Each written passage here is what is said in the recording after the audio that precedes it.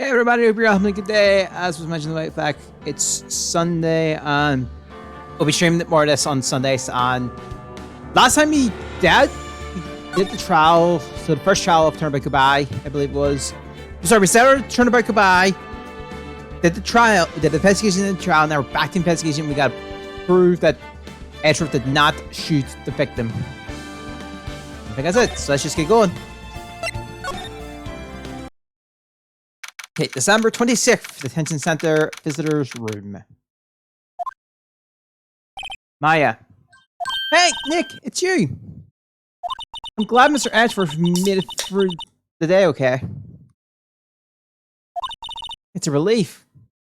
Hey, why did you do that anyway? Actually, I'm going to move myself for a second here. Be back in a quick sec.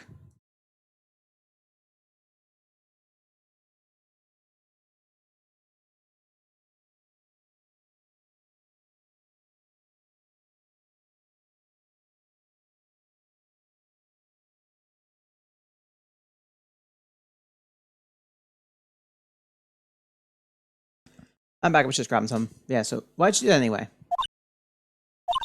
I don't know. I just knew I had to do something. I know I'm not the lawyer my sister was. I'm sorry. Well, you did save the trial. Just be here from now on, okay? Oh, okay. Have you been questioned yet? No, not yet. Detective Gumshoe was here just now. He said, seeing as this is your first offense, we'll let you go after questioning. Phew. Oh, and he wanted me to get the bail money ready. You can pay for me, okay? Huh? How much? I don't know how. I guess they'll send you a bill or something? Why do I picture giant bail? The money every time you hear the word bail. Any luck with Mia? Can't get through to her at all. I tried. I really did. I don't know what to do. I think I probably shouldn't stop my training. She seems like she really did do her best. I should check in and see the right waterfalls in the party. I wonder if I'll ever see my sister again. Must be nice, Nick. You just should anyone say, I'm a lawyer! Experience, well... I don't know, with your clothes, I bet at least some people will recognize you. But these are medium and training clothes. I wonder if I'll ever be a proper medium.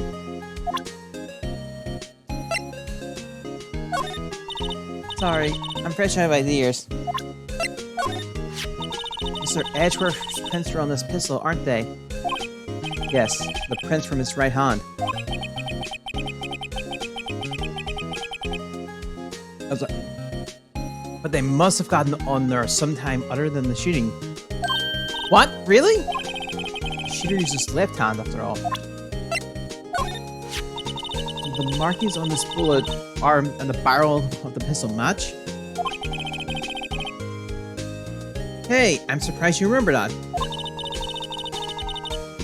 Alright. How could I forget that the Percano rubbed it in so much? Back. So, which of the two of these are the ballista markings? I'm not really sure. Oh. I would say Gordy too! You really insist. Well, I say a photograph is pretty good proof. Once the shot's over, let's get some fishing poles and go down to the lake. Even if there's a monster in the lake, fishing pole sounds like a bad idea. Mother, I had that shown in the picture. I'm not sure it was the right thing to do. No, I'm pretty sure it was the wrong thing to do. Isn't that the enlarged photo Lala was talking about? Uh-huh. Huh. It's nice and big, but you can't really see the bits sign clear, can you?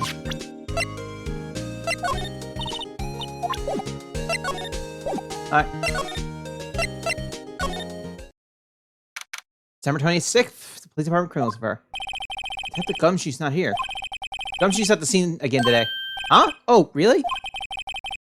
He's a live wire, that one. Got into a fight with the chief for not following protocol. Not following protocol. I bet he wouldn't help them build the case against Edgeworth. He's the chief of the police commissioner. What? Rook the bitch of 7? Checkmate! I don't believe it! He must be playing chess on the computer. We'll serve a few more. No. Alright, that must be one of the detectives. This one is some. Don't do that rash. Don't do anything rash. Why jump? You have every reason to live. He must be doing any training for talking down a potential suicide. Hey, is that the police mascot? That's the Blue Badger. That's my idea. I made it. Okay.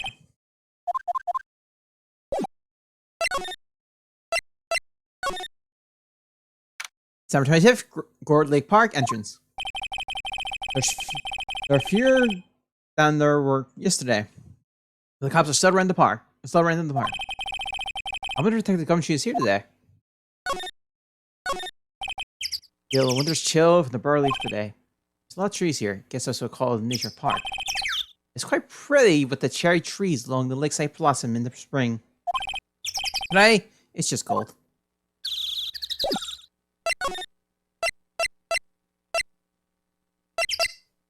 I'm pretty sure Tom is changing the.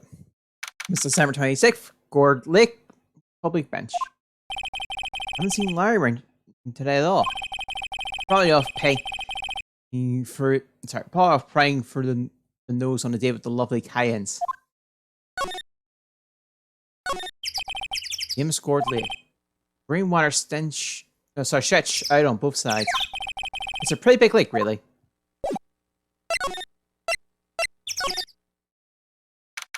December 26th, boat round the ship. Looks like the boat round the ship is closed today, too.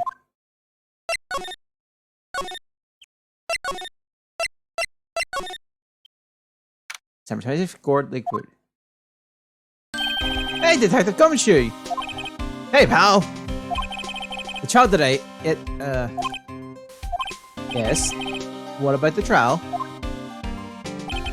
Well, I was gonna say, good show, but it wasn't really all that.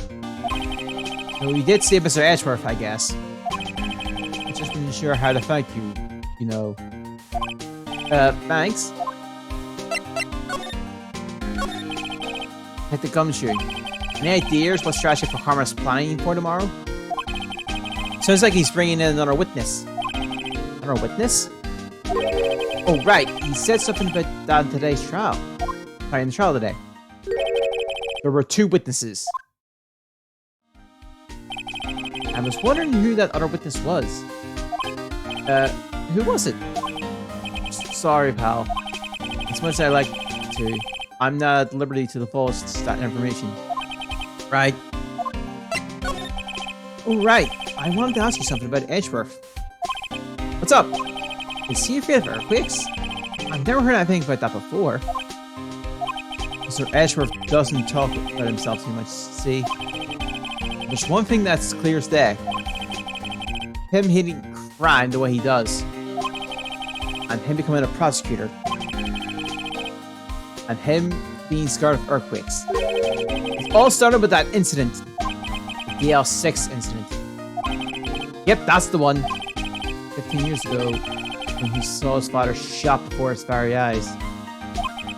He still feels the pain now. You can see it in his eyes. I want to talk to you about my effect. Huh? Oh, she's not on bail yet? That's strange.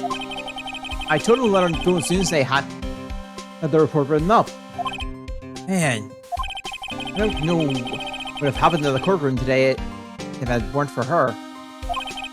Seeing her get dragged out by the bailiff? To be honest with you, pal, I shed a tear too. Mr. Edgeworth, he was so moved I saw his lips tremoring. Really? Well, this nice Edgeworth? He was really grateful for what she did, you know. I'm gonna head back to the station.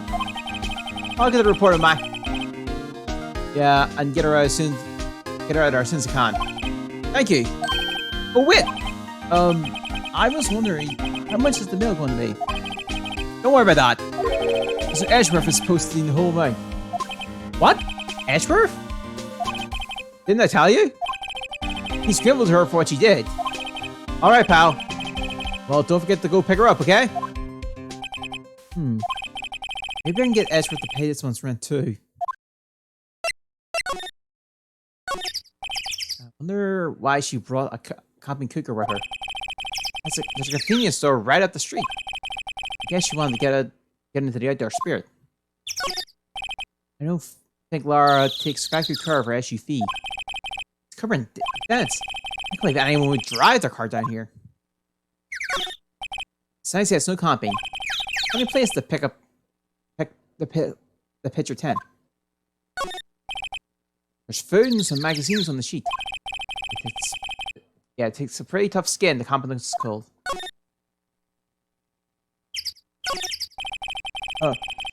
Laura's comp is starting out of the lake, as usual. Even a novice like me could tell that camera print must have cost a pretty penny.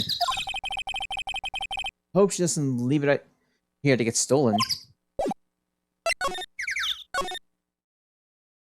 Oh, we need to go pick up Maya.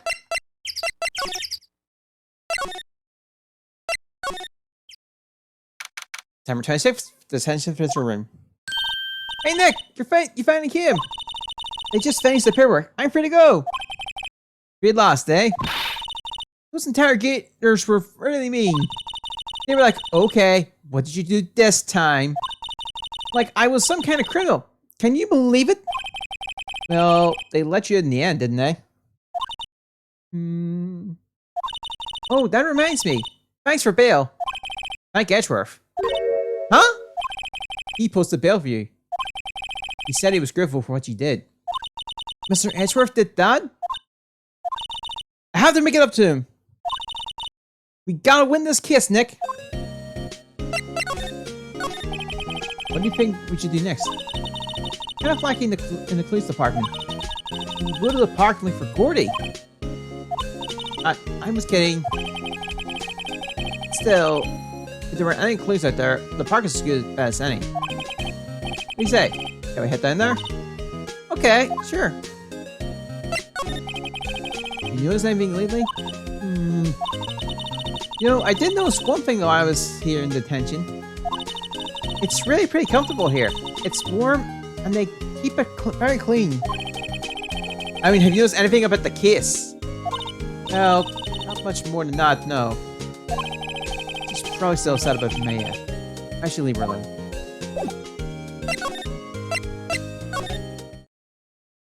Oh. Not yet. Ah, fresh air. I gotta say, freedom feels great. Behave yourself in the courtroom tomorrow, okay? Misbehaving's much more fun. It's not going to be so much fun when Edgeworth refused to pay your bail again. Right, I'll behave. Oh dear.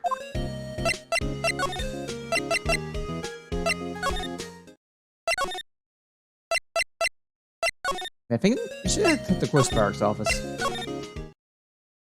December 26th, Grossberg's office. Apparently, Mr. Grossberg is on vacation today. Well, I guess I can come back tomorrow if I need anything. I guess Mr. Grossberg isn't getting that pin back. Look how bad for him. Saw a mahogany desk. That wood's been polished into a deep luster. Okay, yeah, we've covered all this before.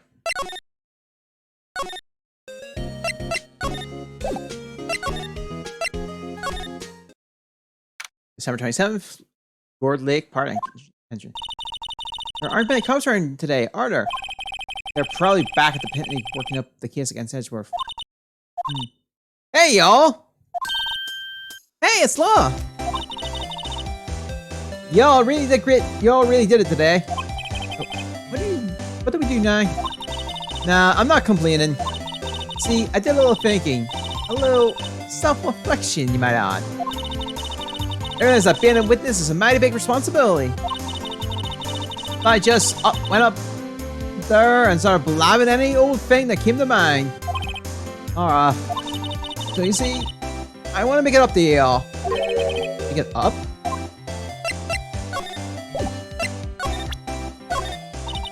Yep, I have to say, no sec. We squat about that. It's painfully easy to know when someone doesn't catch large interest. Thinking I should up the sensitivity of my camera mic. Y'all just be sure y'all don't sneeze or nothing when you're in my part of the woods, right? I'm glad that that enlargement. No kidding. Didn't have that. Ezra would be in prison now, or worse. There's never a lack of drama when you're on the case, is there, Nick? Even Jason, hope every day. What? Are you always on the verge of horrible failure like this? Yeah, Jason, in regards to... I'm not... Far away. We'll do it next year. It's on the mind. We can do it next year or something. Careful, or the stress send you to an early grave. But if I do it, like Battle Never Switch, I want to be finding base every version. I know later on I'll need chips, so people are going to help me with the chips. I'll appreciate it. Thanks for the cheerful message of support. If we finish this all quick enough, we can maybe do Battle Network Sunday. Food for thought.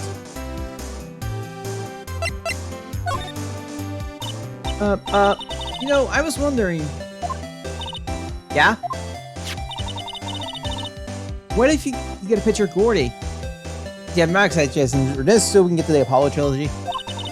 It turns out like this enlargement did. Y'all crazy! Blur a picture like this. This doesn't make a hit story. I need a picture that screams, I am Gordy! Hear me roar! I can't turn something like this into the paper. What kind of fool do y'all think I am? Any fool that would turn a blurry picture in as evidence in a murder trial? The mention claiming she saw something she didn't see. Yep, out. What did you think of the trial? To be honest, I was soon have to say I've been a witness. Even though I didn't really see anything. I kind of convinced myself I had though. I'm sorry. I know it caused you all a lot of trouble. Well, memory is a tricky fake little thing. Yeah, I'm sure I know that now. I'll be fine next time I witness a murder. Right. You mean the first time you witness a murder? What about Gordy? Right! Well, that way I figured the child's own. He's stuck in the plans for Gordy Fever. I'll get my exclusive photos and rocket to stardom. Alright, Lotta, you go, girl. I wish I could be an investigative photographer too. Sorry. Then you should spare me machine first. What do you mean by making it up to us? Well, you see, actually, I got a bit of information for you. What? That phone camera didn't want me to say nothing about it. What information?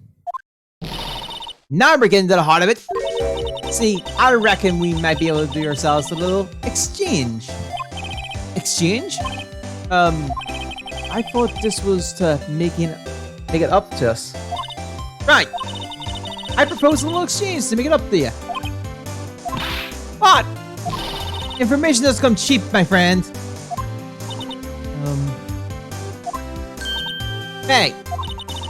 I see you're thinking, my, how unsophisticated there, these southern folks are.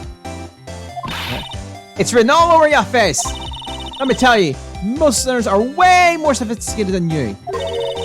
I'm just the exception, okay? Well, what'll it be? You got a deal or not? Well, what do you think, Nick? So what do you think? We don't have any other means, so I don't think we have a choice here. Okay, how much? Huh? You're completely off your rocker! I may not be sophisticated, but I'm not trying to rob the poor. Huh?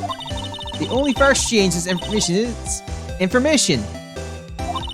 Listen good. What I need from you is information about Gordy. Whoa! Gordy? But Gordy doesn't... I mean, Gordy might not exist. Now bring me proof that shows he doesn't. I'll be keeping watch from the car, okay? You see something? Y'all come to me first, got it? Okay. Right. See y'all later. Okay, Nick, let's get hunting. Hunting? You don't seriously mean Gordy. I sure do. What about Edgeworth? We're searching for Gordy for him, Nick. Don't you get it? Okay. And how exactly do we search for a make-believe monster? Maybe we can find a monster myth specialist. Oh, hey! 726 Gourd Lake Public Bench. What's that? It's the Steel Samurai, Nick! Yo, Maya! Larry! What the heck is that? Oh, it's my girl Kai's idea. She was all, oh, if you like, put this here, it would be like really cool.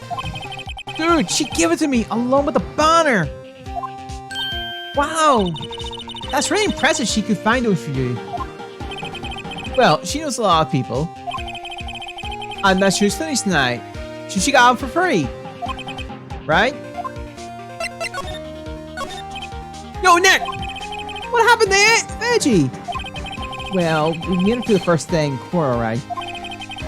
I don't know how good our prospects are from here on, though. Huh? Hey, Larry, did you know Mr. Edgeworth's secret weakness? He's terrified of earthquakes. He acts like a little boy. Huh? That's weird. I don't think he was ever like that in school. Oh, really? Well, we were only in the same class for a little bit. He changed our schools pretty quickly. Transferred? Right. And the DLC sense didn't happen. This looks like Larry knows about it, though. Hey, Larry. When did you get that big thing? Huh? Oh, the big guy? I had that for about a month, yeah. It's a big hit with the kids! Why wasn't it there yesterday? Huh? Oh, right.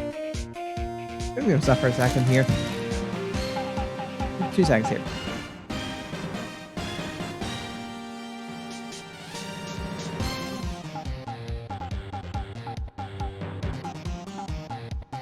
Okay, we're good. The compressor was busted. The compressor was compressor? Yeah. It's still a unit by my hot dog stand. That's why I used to put her in the Steel Samurai. I broke it a little while ago, so I sent it in for repairs. Oh. And here I thought you completed it by yourself.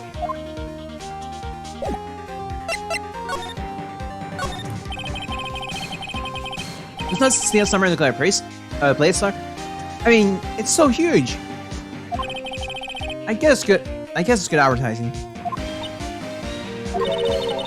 Something about the Steel Samurai doesn't work with me. Huh? Really? Looks pretty well made to me. Still novice, aren't you, Nick? Really? True contours like Cody and me don't fall for this kind of stuff. These Steel Samurai fans are obviously in a league of their own. What's this machine? That's a compressor. I used to fill up the balloon the repair. Huh? Neat. Just got it repaired yesterday. Man, what a drag that was.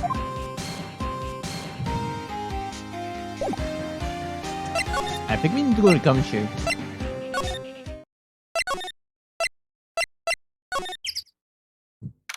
Okay, 726, Police Department, Criminals of Fire. Hey, pal. What's up? You're the guy of sorts. Wait! You didn't go do something that's gonna hurt Mr. Ashford's case again. What do you mean, again?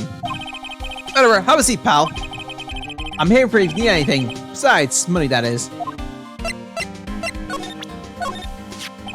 I think it's a little early for you to be proudly waving that thing around. You can be proud of yourself when you get Mr. Edgeworth declared innocent, pal. Okay. Has the investigation process proceed? It's not really. We have another meeting coming up. We're supposed to talk about Mr. Edgeworth's motive. His motive? See, Mr. Edgeworth's father died in the DL6 incident. And the guy who got the lone... And the guy who got the lone suspect declared innocent was the victim in this case. Robert Hammond. They're saying that's why Mr. Edgeworth shot him. And Edgeworth never talks about his past. I bet they'll drag that out and hit him within court tomorrow too. Poor Mr. Edgeworth. I gotta admit, it doesn't look good, pal. Say that the country. Do you know Gordy? The monster down in Gord Lake? Not personally, no. Well, we're looking for it. Huh? Are you out of your minds? Eek!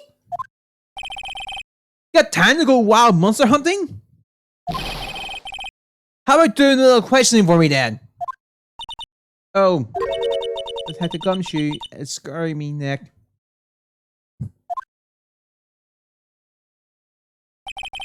I told the country about the deal with Lala. Nick! Try telling him sooner next time! Sorry.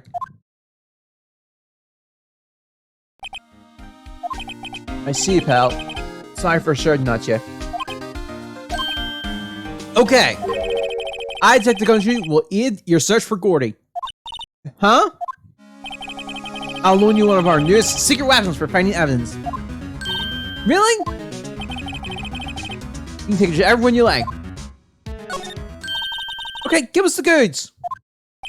Hold on now. Everything in new time. First time, show me you. These are our best and brightest. Introducing secret weapon number 1. Missile.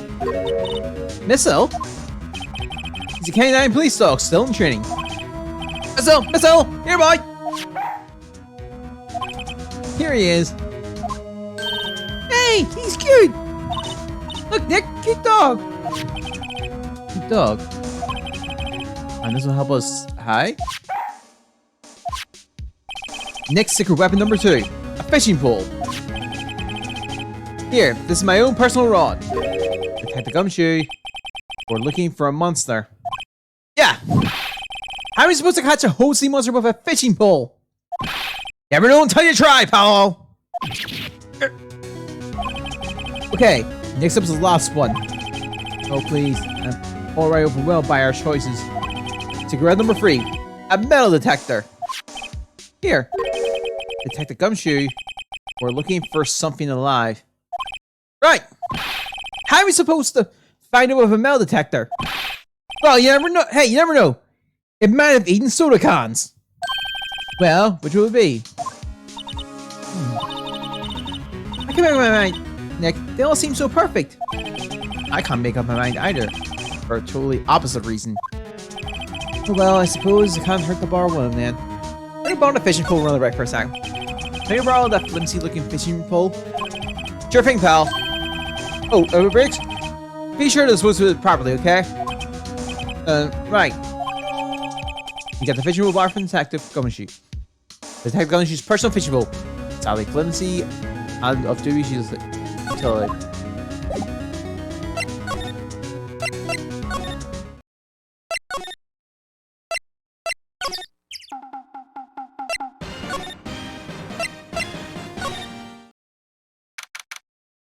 Detective spoke around the shop. It's always so quiet here. I wonder if the boat shop is closed for good. Well, with a murder on the lake and all, they're probably just taking a vacation until it blows over. I get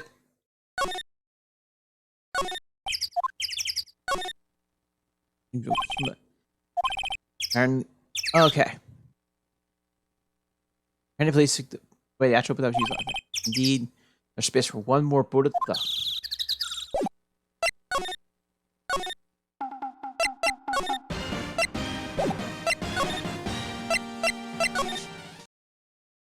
Tower 26, Gourd Lake Wood. Okay, Nick, this looks like a good spot. A good spot for one. Time to do some fishing. Be serious. What are you gonna use for bait? Oh. Yeah, oh. I figured something like this would happen. We should have brought Miss out with us, along with us too. At least then we'd have bait. Nick! How could you? I'm kidding. I'm kidding. Some jokes are better left untold. Oof. She hit me. Okay, watch this, Nick. Just try not to reel in any empty cans or boots, okay? Here it goes. Nick!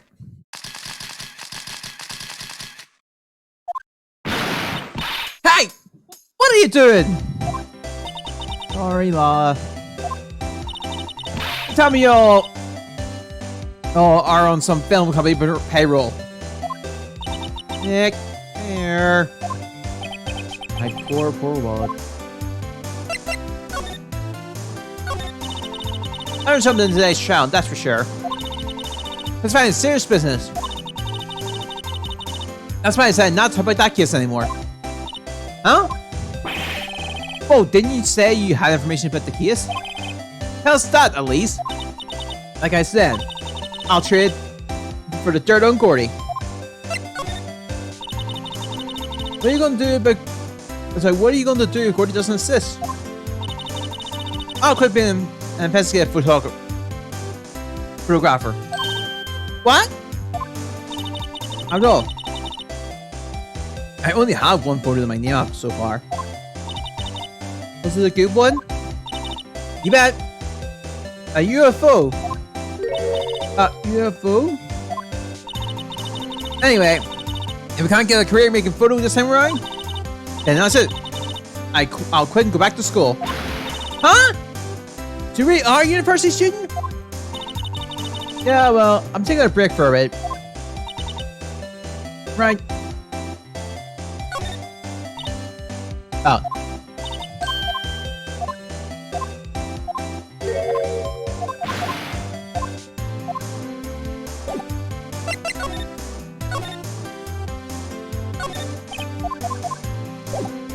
Let's go grab Miss I.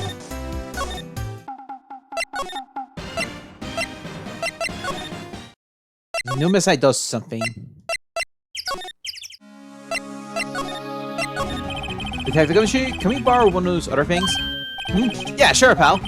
But I have to take back the last one I lent you. Department policy. I'll take your pick. Which one will it be? Remember, Miss I. Sure thing, pal. Be good to him. So cute! Oh boy. Canine unit Miss I borrow from the Detective Country. A canine unit training? Very cute! With shiny eyes!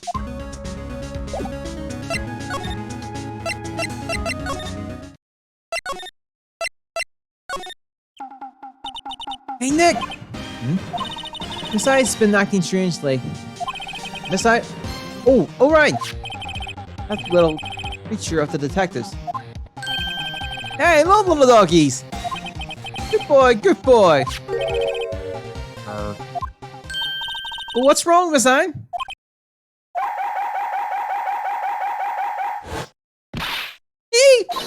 Miss I! Miss I! Whoa! Stop that thing! Cannibal! It's eating my samurai dogs!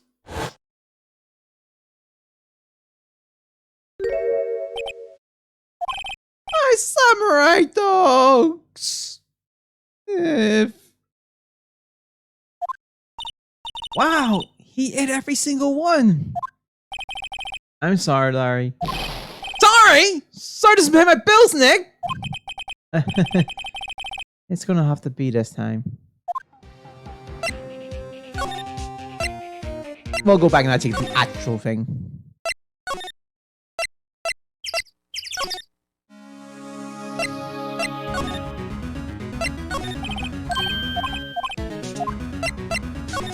Alright, can you borrow that metal detector? Sure thing, pal. I'm not sure what we're going to find with this. You're hunting for a monster. Anything is possible. Anything. Detector. With noise with metallic objects in the air. A useful detective device.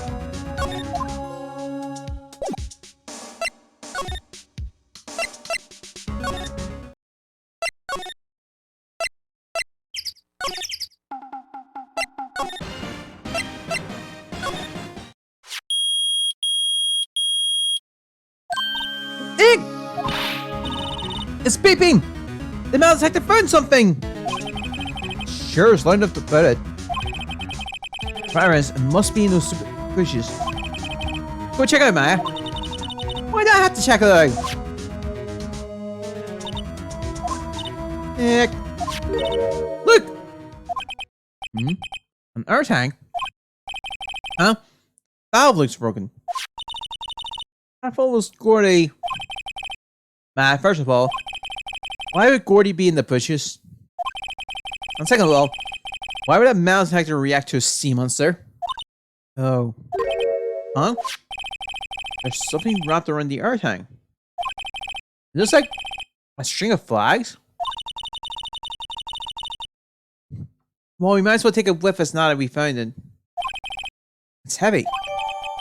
Air tank of dubious value retrieved.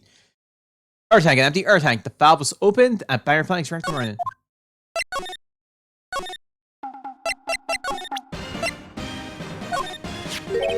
What? An air tank? What about it? Larry, I wanted to ask you about this tank.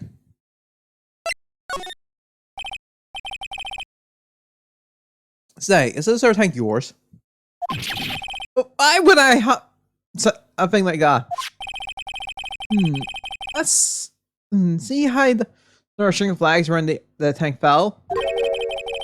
It's just like a string of flags around your steel samurai radar. Must be a coincidence. Such a string of flags around these every day. Like elementary school. And used car dealership. Look, why would they need an air tank anyway? You used this to inflate that, didn't you? Inflate what? What else? The big puffy steel samurai!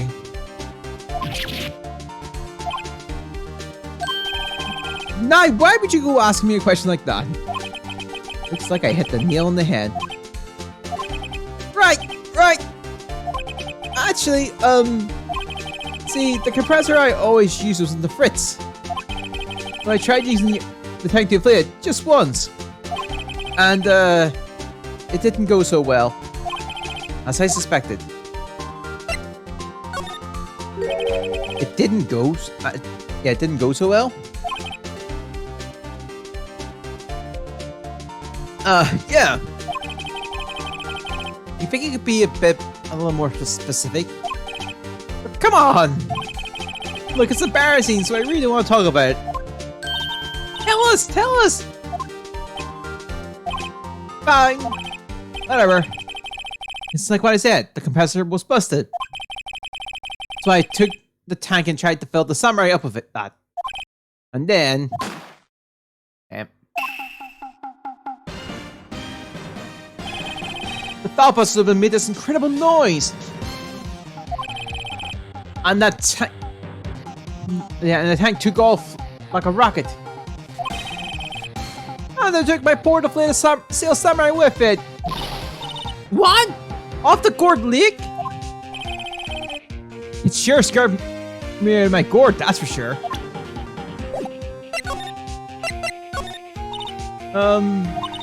So the tank and the steel samurai you were trying to fill up flew away. What happened next? Well, it happened... all that happened on the 20th or so. 20th? A week ago? Now, as far as I could see, the tank went flying out into the lake. So I went out every night in the boat looking for it. I mean, K-On's give me that steel samurai after all. And when did you find it? Just the night before last. It flew way out there. It took me 4 whole days to find it. The night before last was the night of the murder. Sorry for not telling you, Nick. Actually, I was here on the night of the murder. But you see, I went home before midnight. So you didn't know about what happened?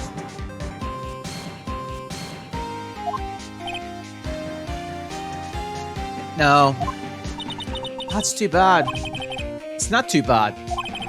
You solved one mystery at least. A mystery? Maybe we should go tell her.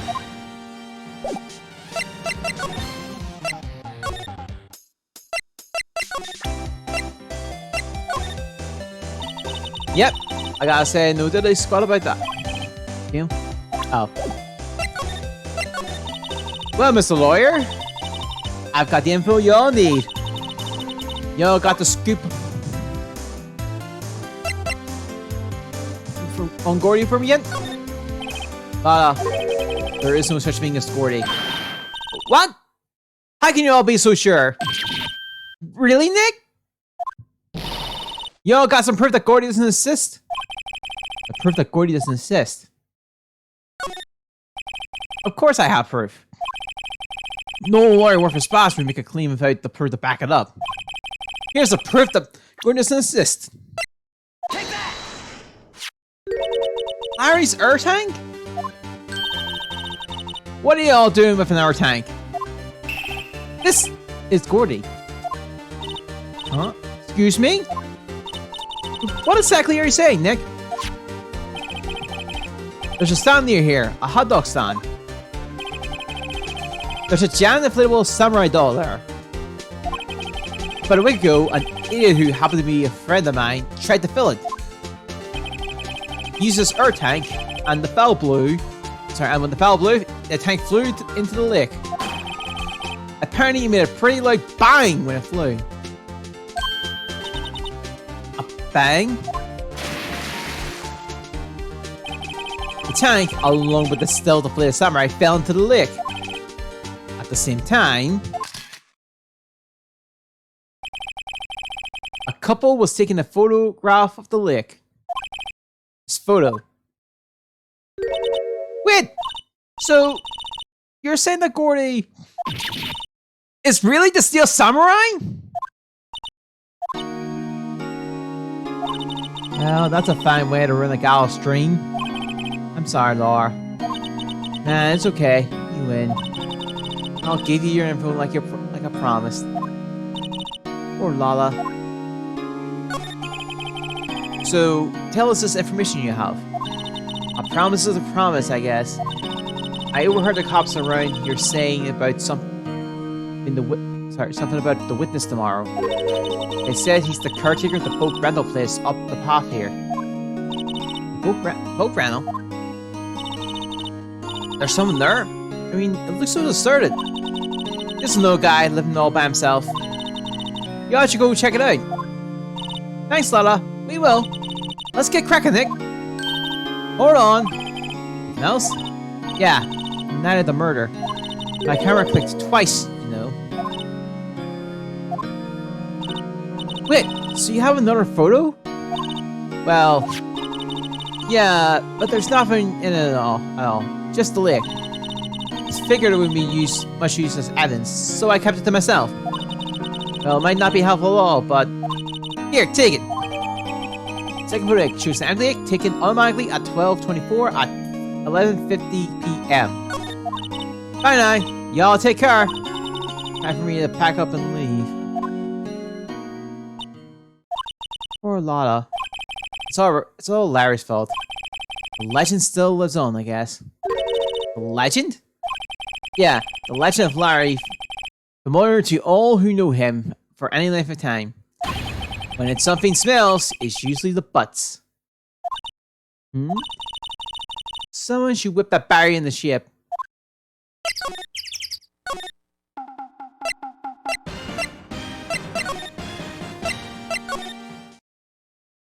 There's some boat around the shop. Hey Nick! This is the boat shop that Lola was talking about. You're right. Doesn't seem like anyone So it doesn't seem to be anyone around at all. Well, let's go check it out anyway. It's a caretaker shack. Hey, not you? Eek! Hey, is that Keith of you? Where have you two been? I've been worried sick. Nick, you handle this. I think I'll leave this one up to you, Maya. Hey! Yes? Finally made up your mind, have you? My mind? You run the pasta shop when I'm gone. Pasta? Glad to hear it, glad to hear it. You make your old man proud. When you kids left the house, I don't know what to think. I don't know what to think. How am I supposed to keep the place running? An old man like me. Ollie, the kids are home. Oh. Oh. I don't think I'll be able to do that. The part. Nick! What was that? Parrot. The one on that perch. Eve. Yes? I'll leave the wet noodle in your capable hands, Sonny. Nick? What's the wet noodle? Based on the available evidence, I say it's the name of his pasta shop. That's a relief, isn't it, Bolly? Hello, hello, Squawk. Yeah, he fell asleep. I guess he's relieved.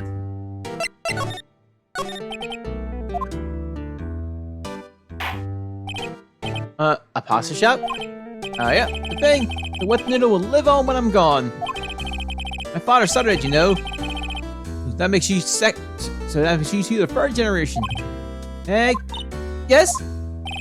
Tomorrow, we'll start the secret of toad tossing. Toad tossing. Toad tossing? You too, Keith. Yes. You'll be the best pasta wrangler the West has ever seen. Pasta wrangler? The West? Isn't pasta from Italy?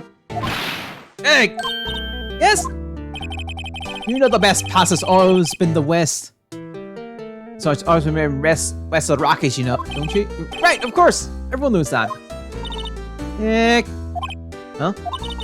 How long do we have to keep up this all in the family charade?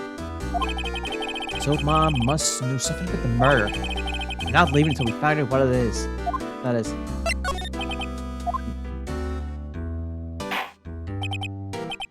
This is the boat rental shop, right? What are you talking about? This here's the place of pasta, the wet noodle. Oh, now that you mention it, we haven't got many orders for spaghetti lately. Oh, kids come and say, yo dude, we want to ride in one of your boats. That's why I keep them boats out there. Youngsters these days, darned if I understand them. I'm pretty confused myself. Nick isn't going anywhere. This old man is a witness tomorrow, right? We've got to find some way of getting information out of him.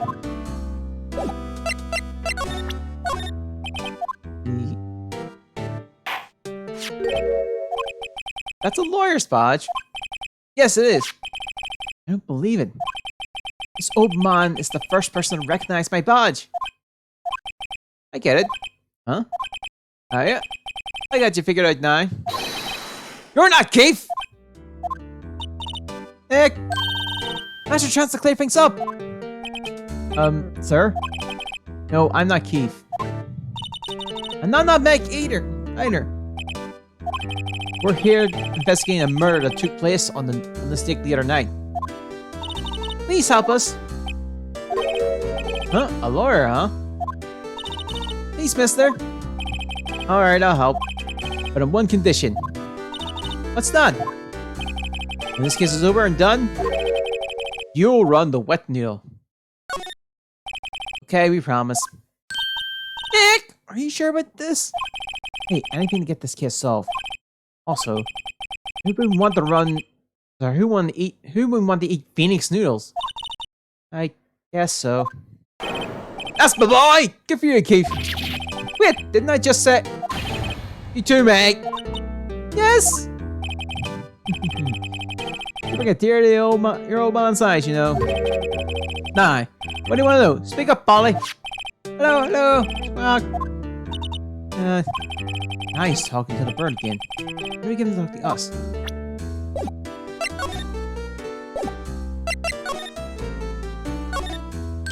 Wow! What an amazing parrot that is! Good morning! Hello! You ignored me. What, you forgot me? You gotta call her name first. Her name? Polly! How you been? Hello, hello! Squawk. See? Neat! So the parrot's name is Polly! Polly. The arrest companion of the boat shop caretaker. Answers to the name Polly. About all she can say is hello. Har har har. Oh, Polly can say lots of things. You just need to know the secret words. The secret words?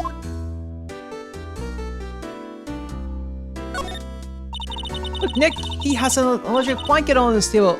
Looks warm. Great idea. We should do that at the office. You can sit down with our clients, snuggle warm, and drink hot cocoa. What? Talk about murders? Aw, you're a party pooper, Nick. Fishing pole. Looks expensive. Fishing's all about having the right equipment. How are you supposed to catch anything with a 20-cent rod? That's why I like to ask Detective Gumshoe. Wow, he has a television in here too. Yep. Doesn't work though. Really? I picked it up from a dump after all. I figured that it didn't work. And why do you keep it? I don't know. It just looks right there. In the summer, I replaced it with a mini fridge. A broken mini fridge? Of course! I got that from the dumps too. Nobody in the right mind would throw away a good cooler. Look, a little safe.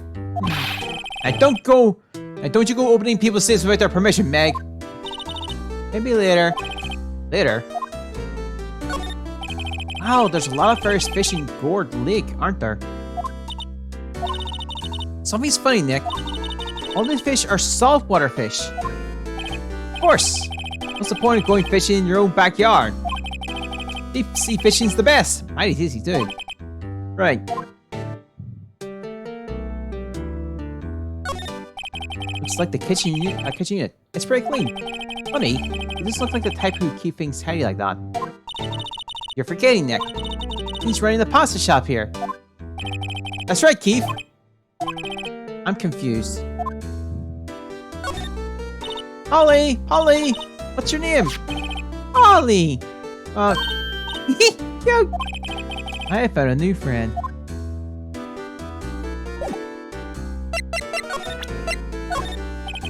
Polly here's my only friend in the world.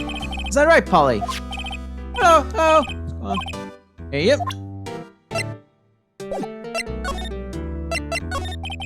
My memory's gotten worse of late. That's why I just tell everything important here to old Polly here. Everything? Important? I wonder. Polly! What's the number to the safe? 1228. Alright! Hey, Polly! Watch it, will ya? See, Nick?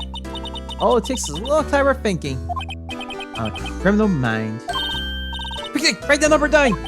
Hey! Don't get me involved in your little heist scheme.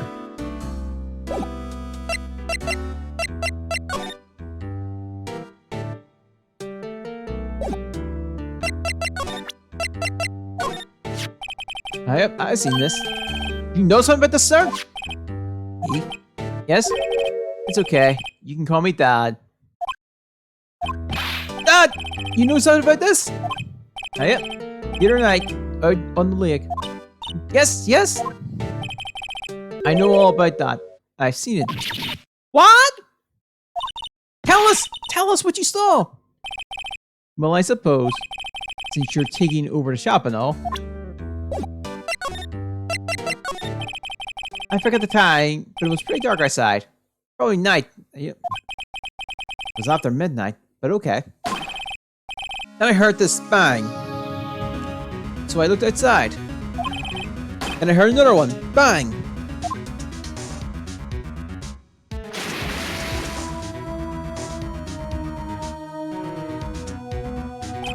A little while later, the smoke came back.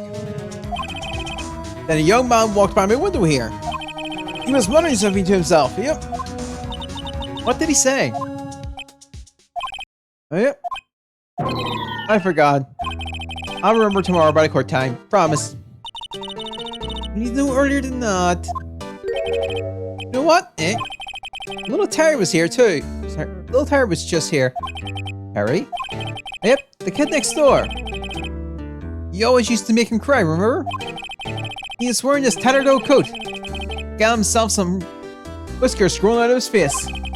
Seems to be talking about Detective Gumshoe. He comes up and tells me to come down to court tomorrow. Really? Somehow I don't think we're getting. Somehow I don't think we're getting to get much useful information from this guy. Oh yeah, maybe we should be leaving. I think you're right. Oh wait, I have one more question. Huh? Polly! Have you forgotten something? Well, don't forget the L6 squad. Huh? What did she just say, Nick? One more time, Polly. Don't forget the L6 squad. What? The L6 incident? Hey, mister, I mean, Dad. This is getting weird. Who is this old guy?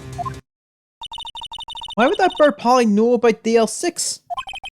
We had to figure out who that man was. Oh, what? He locked the door from the other side. Who could that old man be? I think I need to do a little more research on this DL6 incident. Maybe we should ask Detective Gumshoe.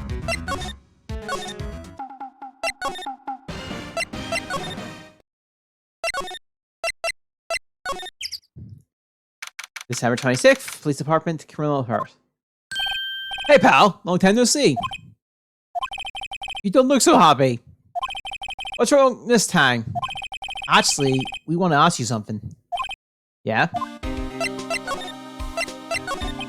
You know the boat rental shop down in the Court Lake? Oh yeah. The old man who runs it is appearing as a witness in court tomorrow, right?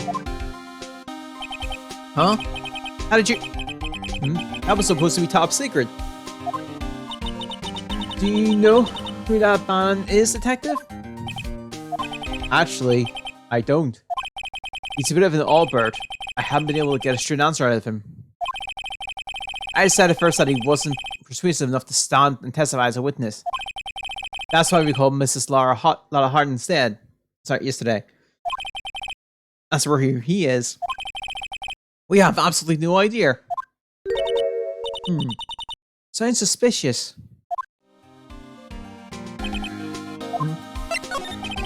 Detective Gumshoe, please help us. Huh? We need to know about the DL6 incident. That was when the Edgeworth's father died.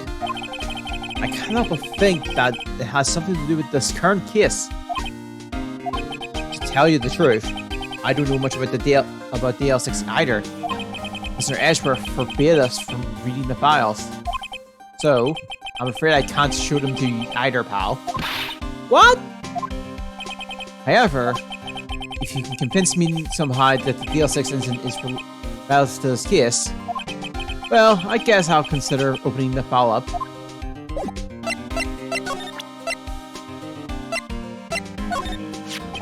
What's that? A parrot? The old man at the boat rental shop's parrot. The parrot knew about that incident. That incident? DL6. What? Polly, have you forgotten something? Fuck. Don't forget DL6. Huh? I'm pretty sure that old man must have told her that word. Yeah, but how would that old man know about the DL6 incident? Wait, what if that old man was connected to DL6? Nick, you think he might be? I get ya. Sounds like you need information on the DL6 incident. Through the Earth Station's record room. I'll give you special permission to go in and find what you need. Alright! Way to go, Detective Gumshoe! Okay, Nick, to the records room! I guess it's time you face Edgeworth's past.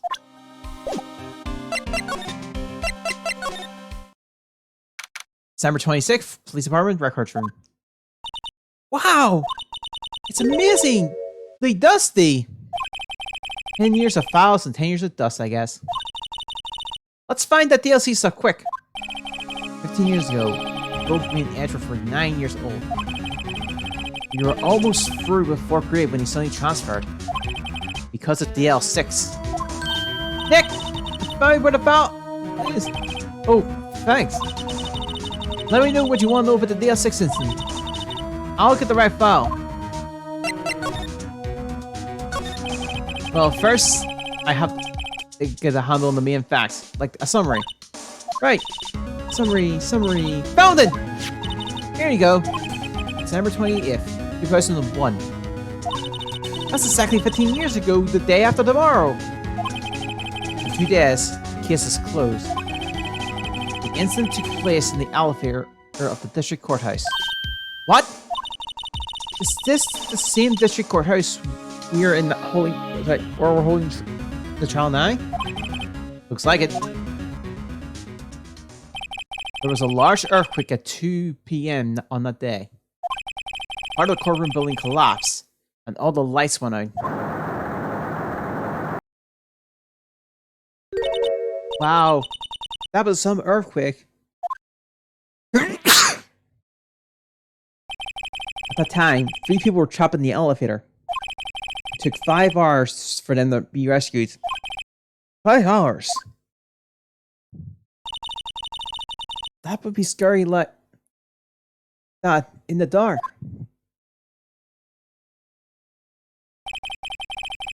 There was a lack of oxygen in the elevator, and the survivors were unconscious. The survivors? One of the 3 in the elevator had been shot in the heart. That was Mr. Edgeworth's father, wasn't it? He said that his father was shot before his very eyes. So Miles Edgeworth was one of the other passengers in the elevator. You have data on the victim? Edgeworth's father? Yeah, hold on. Victim. Here! Found him! Gregory Edgeworth, 35, defense attorney. If he were still alive, he'd be 50. He had lost today's case in court and got in the elevator with his son, Miles. Miles? Miles Edgeworth, of course. So he was in the elevator with his father. From the angle of the bullet and no other evidence, it could not have been suicide. The murder weapon, a pistol, was found in the elevator. The pistol had been fired 2 times. Where have I heard that before? Huh? It sounds like this current case. What's going on here? Got any data on the suspect in there? That would be the guy that my mom got arrested. Hold on. This is it! The man arrested as a suspect in DLC was Yanni Yogi. He was a clerk in the court, apparently.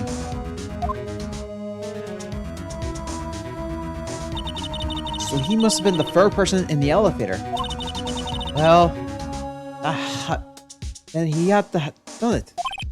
But he was found innocent, thanks to his defense lawyer, Robert Hammond. Hammond, victim of in our case. Right. The suspect, Mr. Yogi, was oxygen deprived. So much so he had brain damage. He lost all memories of being in the elevator. After he was declared innocent, he disappeared. Where could Yogi have gone to, I wonder? He may be closer than we think. I guess I know generally what happened in DL6 now. I still don't know what sort of impact the whole thing had on Edgeworth. Nick, are we going to take the whole file? There's too much! We'll never get it out! You're right. How about we just take what we think we'll need? DX6 files in the DX6 incident. Right. That's probably all we'll be able to find here. There's the photograph. Yeah. Case summary: 12/28/2001. Location: elevator at District Courthouse. In the elevator was oxygen deprived at the time of incident. No place found on the scene. Victim stated: Gregory Ashworth, age 35, defense attorney, trapped in the elevator, returning from a lost child with son Miles Ashworth, age 9. One bullet found in the heart. The murder weapon was fired twice. Suspect data: Jan Yogi, age 37. Court bailiff, trapped in the elevator with the Ashworths. Memory loss due to deprivation. Deprivation. Officer's arrest: fiancée Polly Jenkins committed suicide.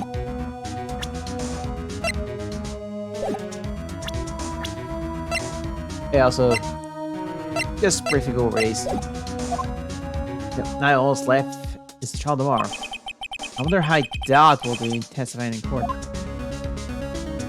Oh, we're going into the trial. Then we get to talk to Ashworth.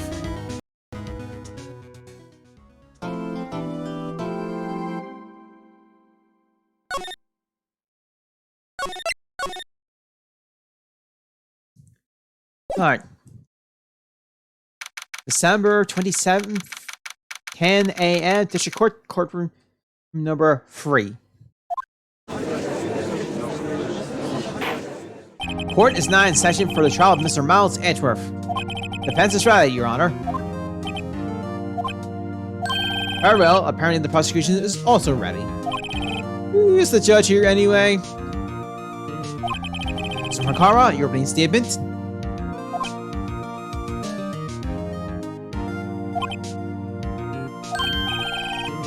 Very well, no opening statement, so...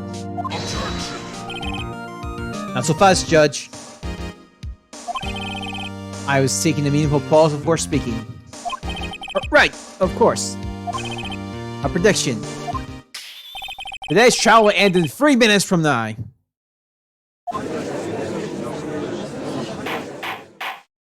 Order, order! Mr. Funkara, what is the meaning of your statement just now? Ah, must you question everything? It'll be over in 3 minutes. We have no time to waste. I'll call my witness now. Right! I'll call my witness, my decisive witness to the stand. It's a mysterious boat shop owner. Witness, state your profession.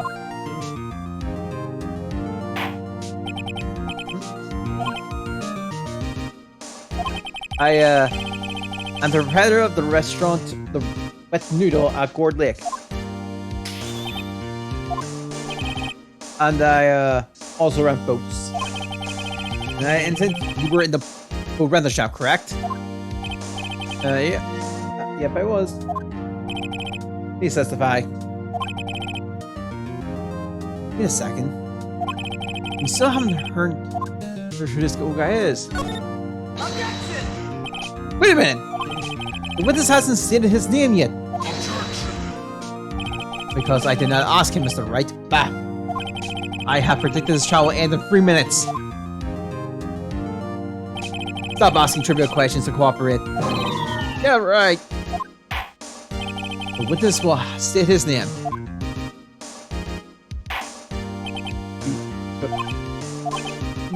Well, I'm not really sure. Yep. What do you mean?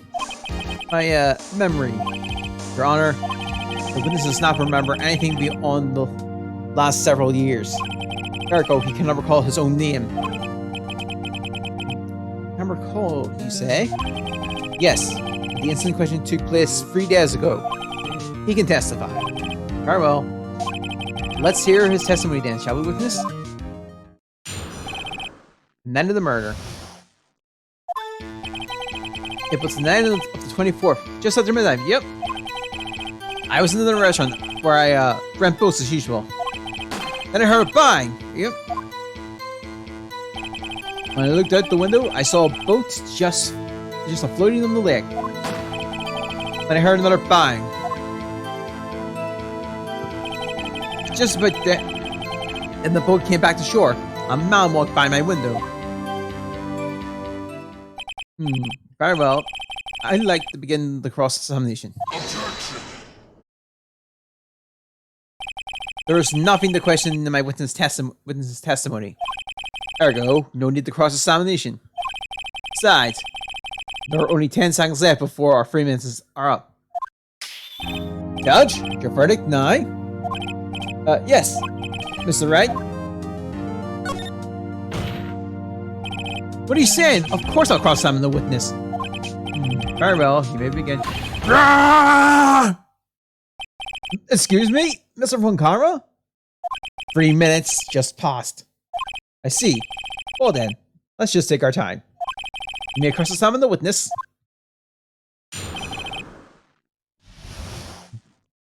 Oh. As you when I'm reading this out, I can do it. It's just so fun.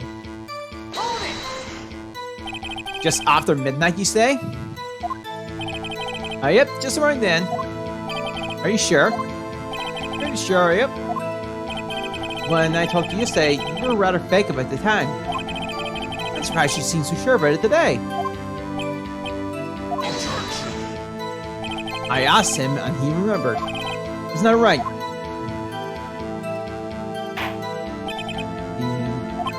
Don't glare at me like that. I remembered it clearly, I did. Yeah. See? Continue.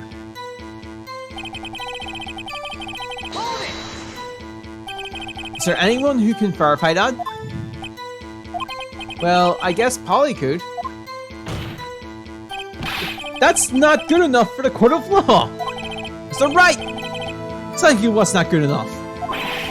Your Honor, this Polly is a parrot. A parrot? Don't be so hard on the girl, KP boy. The prosecution concedes that we cannot prove that this was in the shop. Witness, please continue. Where did this bang seem to come from? From the lake, I figured. Are you certain? Are you? Good. Continue.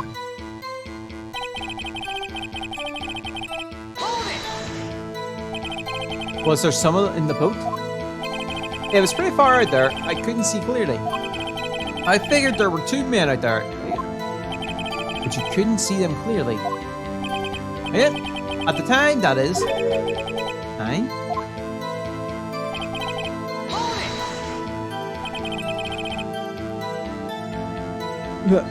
So you heard 2 gunshots total.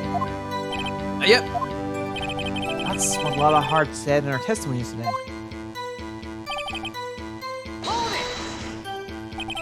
By your window? Yep, by my window. Right outside the window of my little shack. And could you see the man's face? Well, the fog was pretty darn thick. He was right there in front of me. I saw him. This is rather important detail. Please add your testimony. I have a bad feeling about this.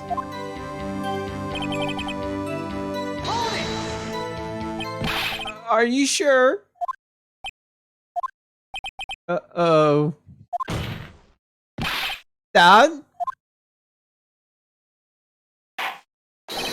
That's certain, Keith! He said, I can't believe he's dead! As he was walking by to... Whoops, I forgot to go for it. Oopsies. Consequence there. Witness, are you sure that the person you saw was Miles Edgeworth? It was him! That Edgeworth boy!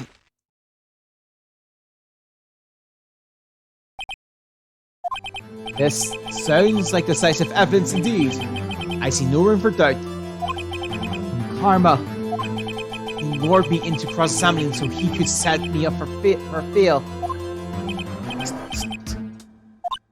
Heck, I don't like the way things are going here. I run the corporate is claring at us. Better act quick or this trial is going to be over. Your Honor, we proved in yesterday's trial that it could not have been Edgeworth who fired that gun.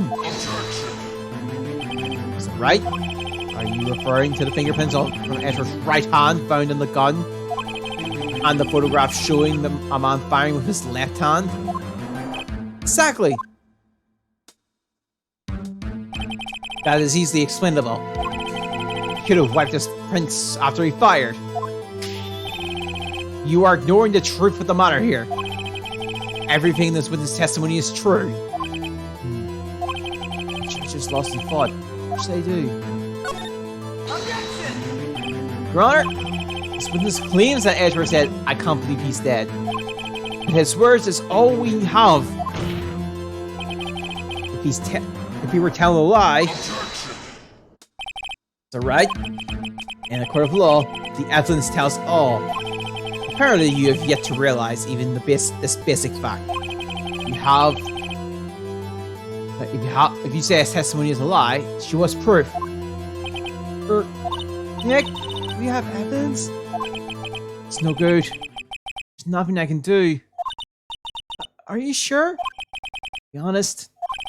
I don't know what to do anymore. Please. Can you hear me, sis? Please.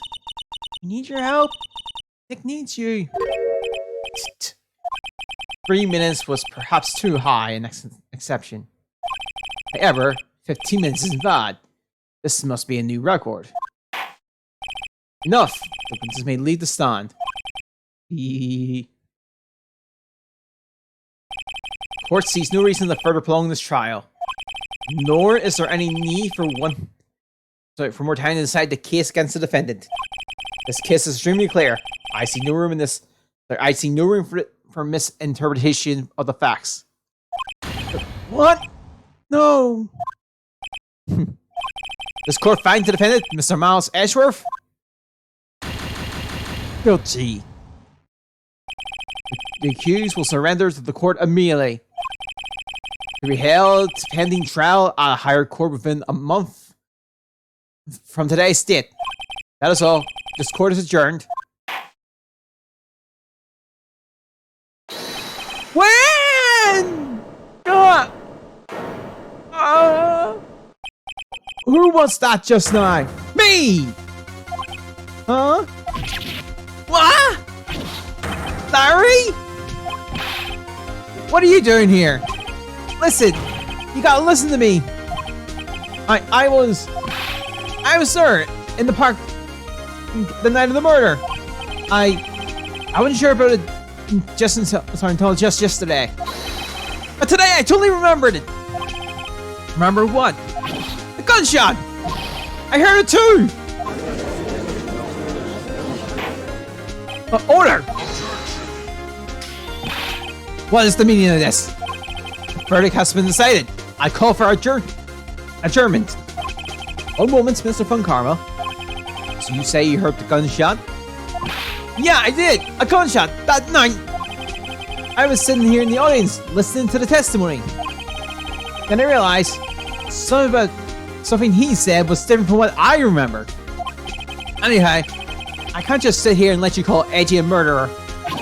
It's just not right. I'll testify. Let me testify.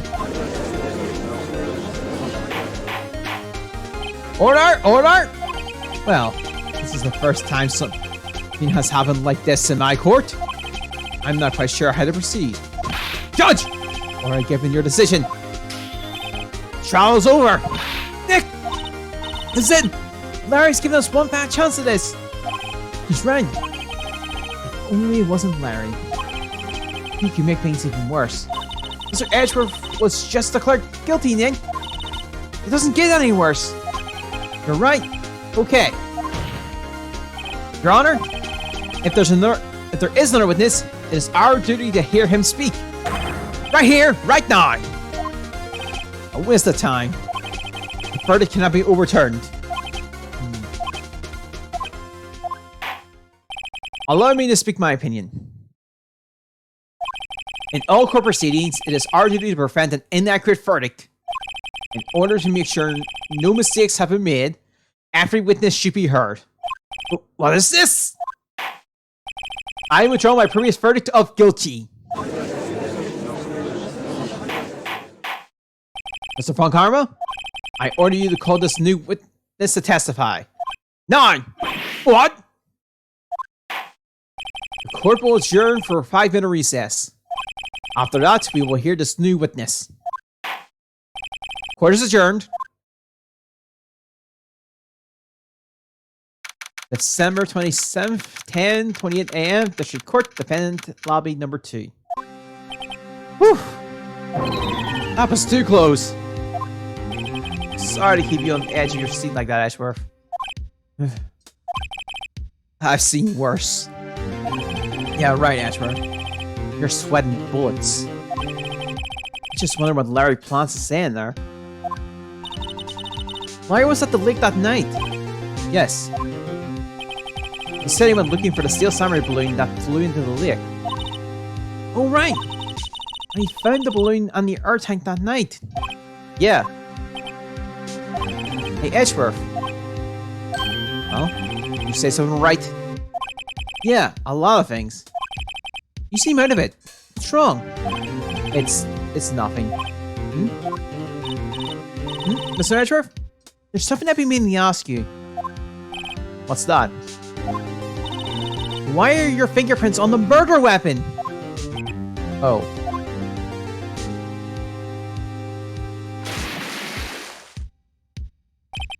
When he fell into the lake, I went into a daze. I couldn't understand what had happened. I couldn't think straight. Then I saw the pistol lying on the floor on the boat in front of me. I picked it up without thinking. It didn't have a reason, really. See. Right. Yeah? This might be our chance. Our chance? On Karma has only run perfect trials. Perfect trials? Perfectly prepared witnesses, perfectly completed evidence. That's the secret to his success. This is the first time he's ever had to deal with something unexpected. He has to let someone he hasn't even talked to testify before the court. And that someone is Larry. What are you getting on? It's likely his testimony will be full of holes, right? That's right, Nick. No 10-minute trial this time. We'll milk this one for all it's worth. Hey, it was 15 minutes. 15! Everything's on Larry now. December 27th, 10:45 a.m. District Court, courtroom number 3. I'm going to take it. I'm just going to have something here, so I'll be back in a sec.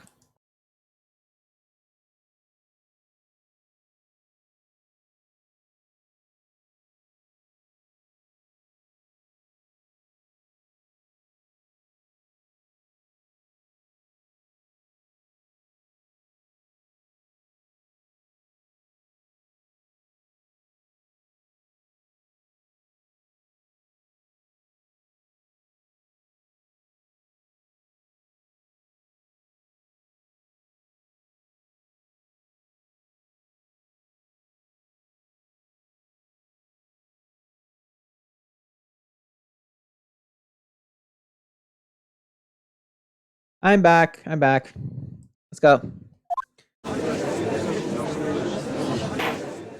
Court is now back in session. Witness, please testify to the court about everything that you saw. On the night, December 24th. Right! Leave it to me. Please, Larry, don't mess this one up. You have to admit it, you're a lost chance.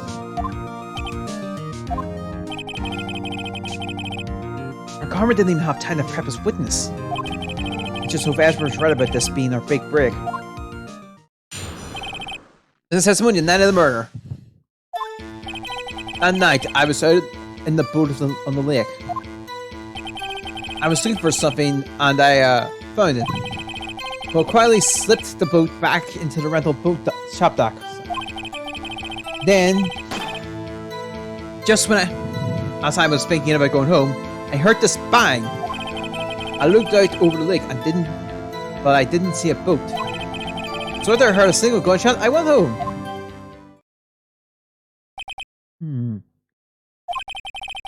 This is an unusually vague testimony, even for this court. In any case, Mr. Wright, you begin your cross-examination. Yes, Your Honor. What's wrong, Nick? It's Larry. I have no idea what he's going to say if I press him. I'm a little scared.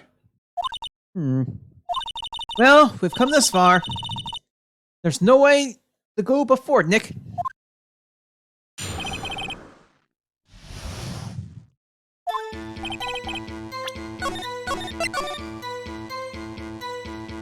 This is gonna be a... Something wrong, Mr. Wright? There are so many things wrong, I don't know where to begin. Well, okay. First of all, what time was it? Oh, it was after 11. After I went out in the boat. By that time, I was going home for the night. So I waited until the coast was clear, so to speak. And why were you out on the boat at such a late hour? Looking for something? Yeah. Mr. Butts? What was it you were looking for? What the witness was searching for is irrelevant. Most likely he was hunting for this Gordy. That's surprisingly close to the truth, in a sense. This is all relevant. Let's get it over with.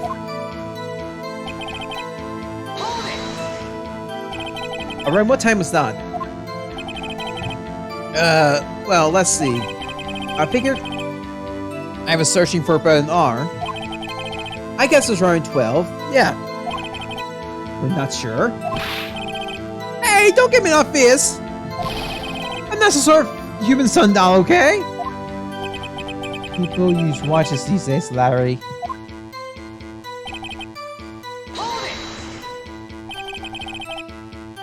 Where did the sound come from? Yeah, well, I wasn't too sure about that. I looked around, you know. Did you look at the lake? Yeah, I looked.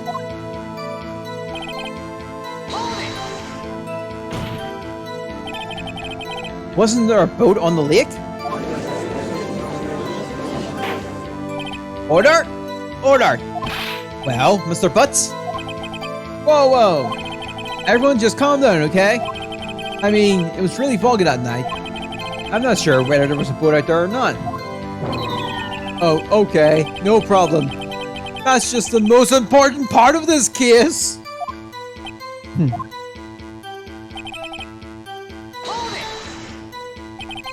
only heard one bang, correct? Yeah. Well, Nick? It was pretty wishy-washy testimony, wasn't it? I guess I should start working on a contradiction. Sorry? I wish I could be more helpful. I wish I could call my sister. I think I know what it is.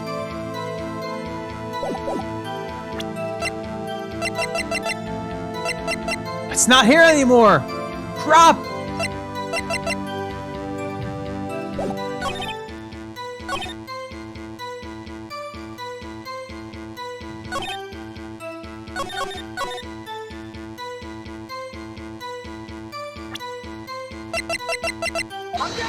That's not it.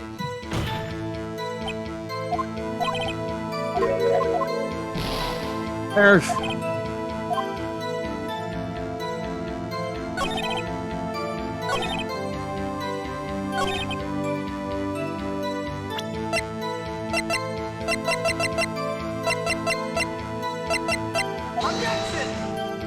Okay, that was not it.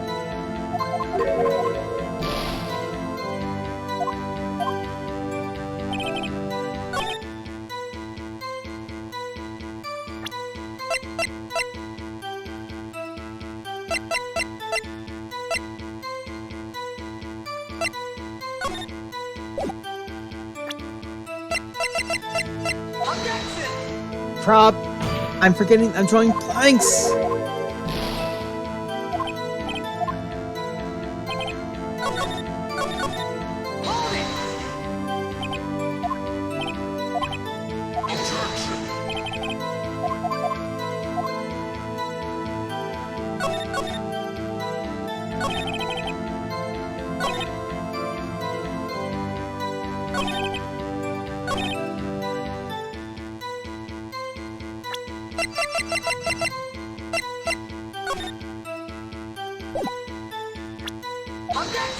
Prop. Okay, I'm gonna reload. Okay. I'm drawing blanks!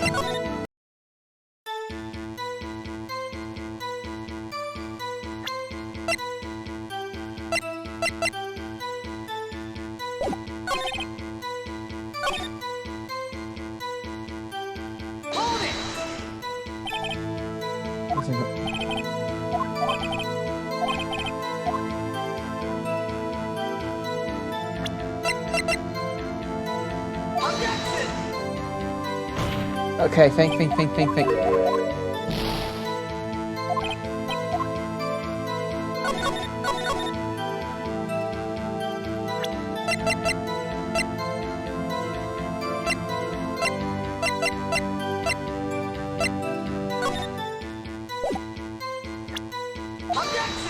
Got them up. Why am I forgetting this one?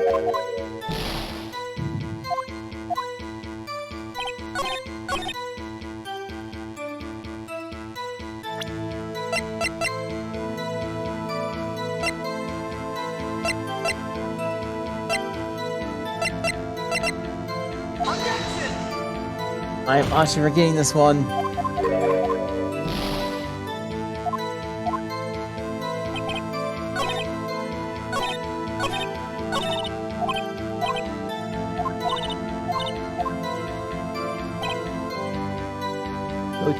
Okay.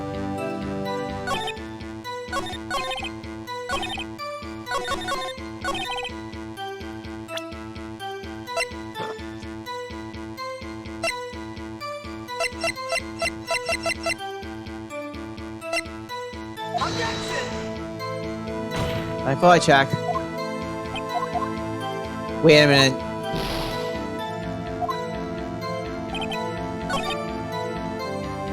Let me get the thing back.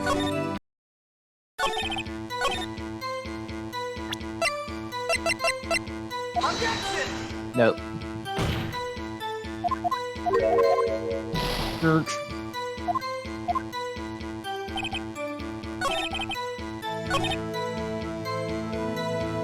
I think I remember now.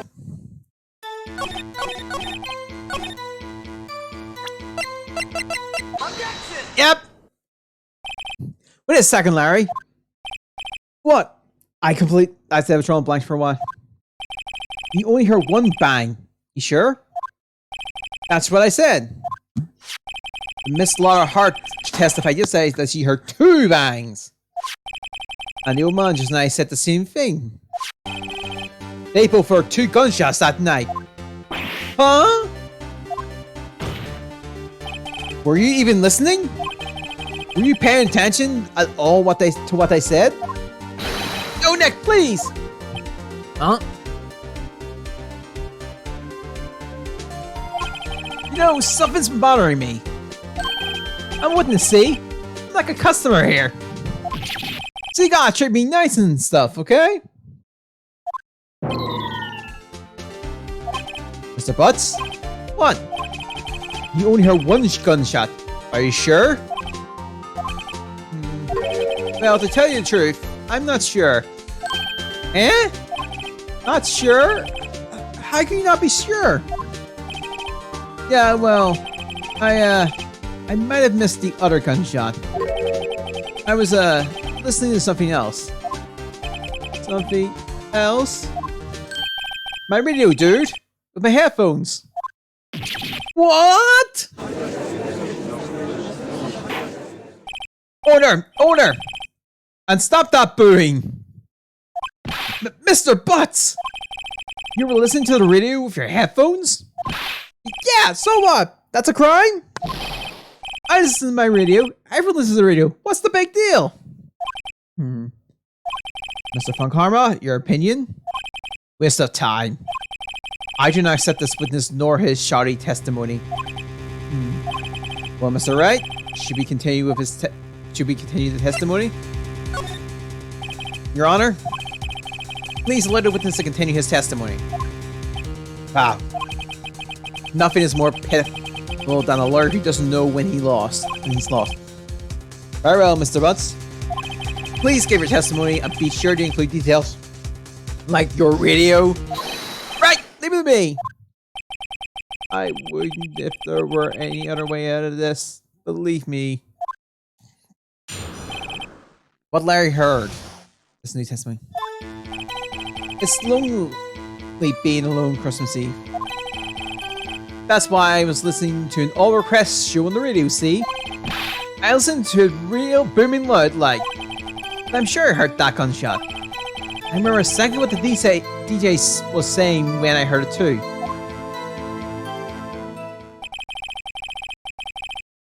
You were listening to your radio at a high volume? Yeah, what's the big problem? Come on, listen to his radio in peace. Isn't this a free country? I truly believe Larry has no idea what the problem here is. Judge, can you believe a word this witness said? What he heard was probably nothing more than a drum beat from the radio. Sure enough, it is difficult to believe this testimony. Wait, Your Honor. The witness said he remembered exactly what the DJ said when he heard the gunshot. Excuse me? DJ? An announcer, the guy who says things on the radio. Anyway, what this means is, when he heard the sound, no music was playing. The DJ only talks between songs, so he could have heard the gunshot from the lick. I'd like to cross-examine the witness, Your Honor. Very well, Mr. Wright. I can't believe I'm continuing this charade.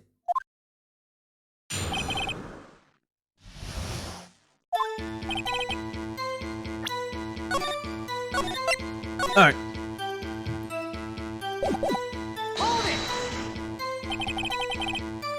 So, you turned on the radio?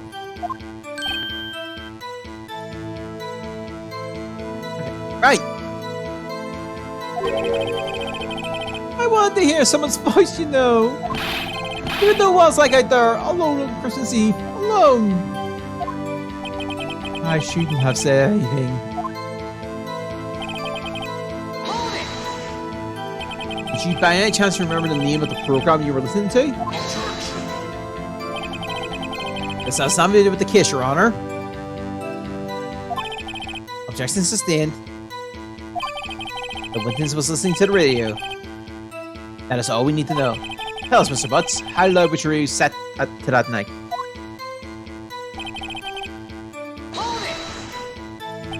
Real booming loud? Oh. Yeah, you know.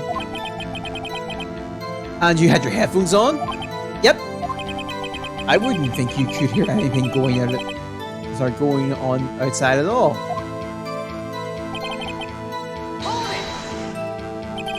Can you prove that? No, of course you can't. No, of course not. Nah, I can't prove it. But I remember that moment real clear.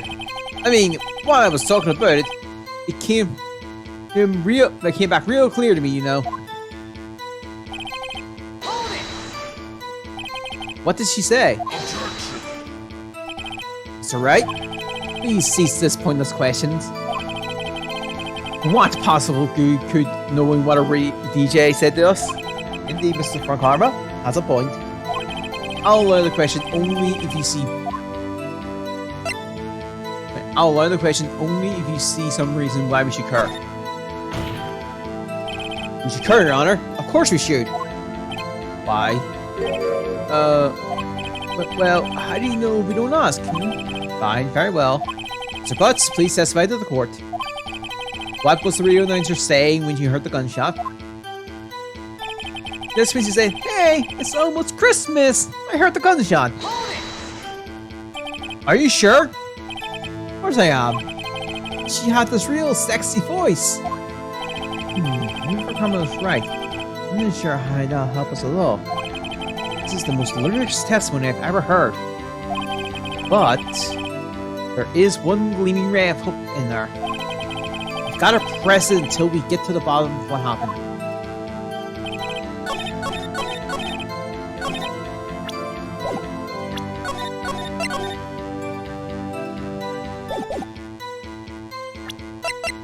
I'm gonna try this. Not that.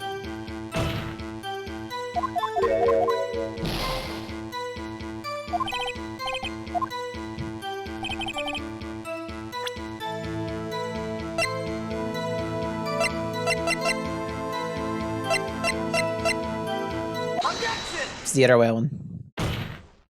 Having a class. Larry, are you absolutely sure what you're saying is correct? Huh? What's in that face? You look scary, dude. Hey, if you're trying to scare me, you better... No, I don't scare that easily. Is something the matter, Mr. Wright? Your Honor, did you hear what the witness just said? The teacher said, hey, it's almost Christmas, when he heard the gunshot. Indeed, and almost Christmas means it wasn't Christmas. Do you realize what this means? When he heard the gunshot, it was still Christmas Eve. That would seem to be the case, yes. But that contradicts the two testimonies we've heard so far, Your Honor. Both Mrs. Hart and the woman said it was after midnight when they heard the shots. In other words, when they heard the gunshots, it was already Christmas! This is a clear contradiction, Your Honor. Order! Order! What does this mean? Two prior witnesses heard the gunshots after midnight. However, this witness says he heard the gunshot before midnight. Judge, the answer is simple. The current witness is plainly mistaken. Just look at him. Suspicious. What on? Well, Mr. Wright, what do you think about Mr. Butts' claim he heard the gunshot before midnight? Larry's not mistaken, Your Honor. He heard the gunshot before midnight. Intriguing. I assume you have evidence for this wild claim? Show me evidence that there was a gunshot before midnight. Now we can show this off. Look at this photograph. This was taken by our witness yesterday, Miss Lala Hart, with her automated camera. The timestamp in this photo reads December 24th, 11:50 p.m. Oh. But there's nothing on the lake in this picture. Your Honor, the real issue here is not why nothing is shown in this photograph. Sorry, the real issue is not why nothing is shown in this photograph. It is why this photograph exists at all. What do you mean? Your Honor, this photograph was taken by an automatic camera. That camera was set to go off in response to loud noises. Aha! Correct. There was a loud noise in the lake at 11:50 p.m. That's why this photograph was taken. In other words, when Laura heard that gunshot, it was most definitely still Christmas. Sorry, when Larry heard that gunshot, it was most definitely still Christmas Eve. Indeed, it would seem that is the case. Then, where does that leave us? Mrs. Hart testified that she heard the gunshots after midnight. Are you claiming she made a mistake? Not at all, Your Honor.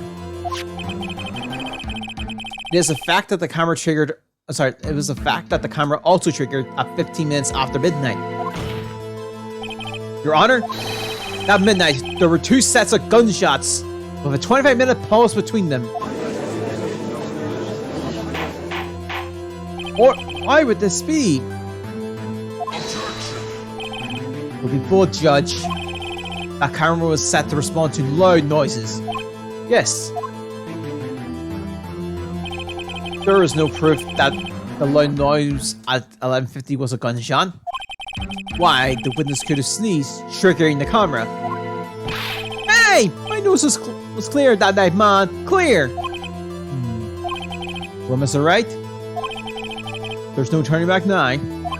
Can you prove that the loud noise at 11:50 was indeed a gunshot? I'm forgetting what this is. Please show the court evidence if you have any.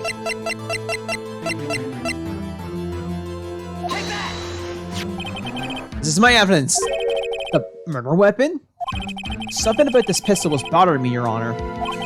Both of the witnesses who testified yesterday heard 2 gunshots. However, the murder weapon was fired 3 times. When then was the last shot fired? Only now have I realized the truth. That first shot was the shot Larry heard just before the gun. Sorry.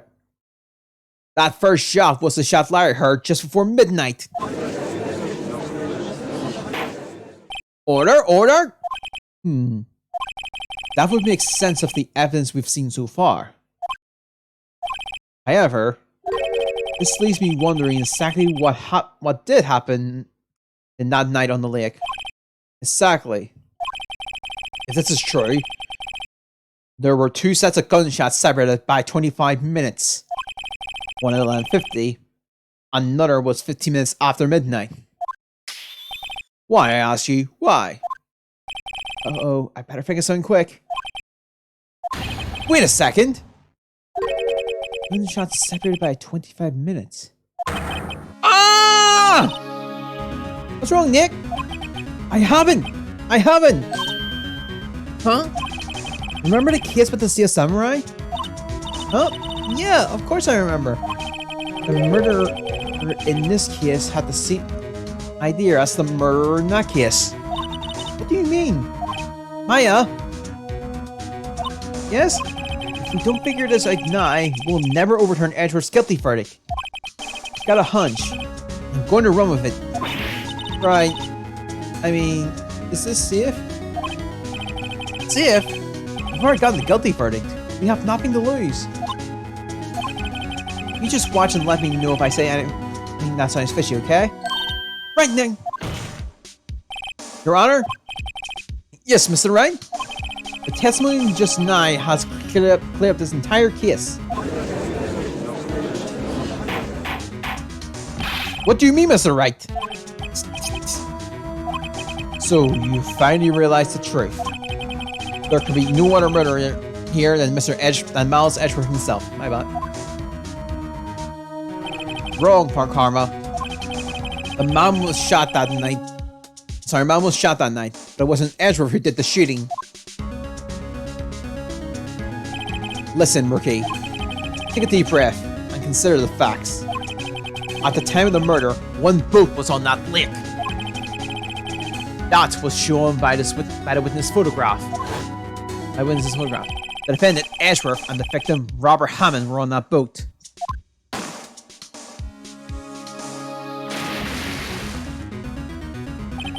There was a gunshot fired on that boat, and Robert Hammond fell into the lake. The distance of the shooting was 1 meter. It couldn't have been suicide. Well, the guilty party has to be the other man on that boat. I admit, it's hard to imagine any other possibility. Yes, but this assumes that the victim was shot at 15 minutes after midnight. What do you mean by that, Mr. Wright? We have photographic evidence of the time of the shooting. The timestamp on the photo says 0:15. But Larry heard the gunshot 25 minutes before that. Robert Hammond was killed then, 25 minutes before the shot on the lake. The only way that Edgeworth could be innocent. Mr. Wright, are you quite mad?